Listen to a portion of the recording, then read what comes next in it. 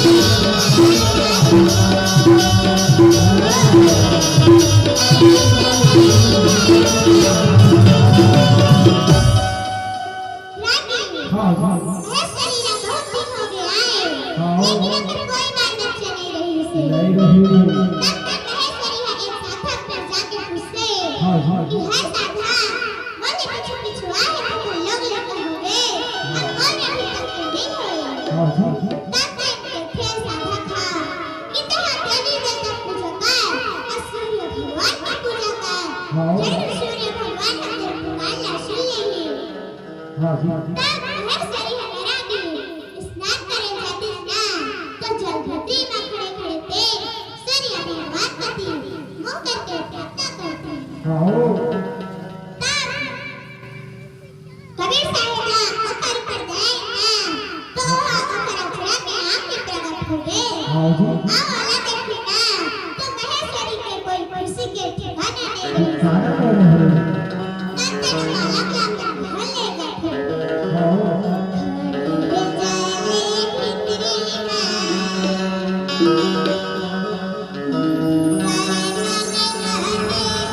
सही बात है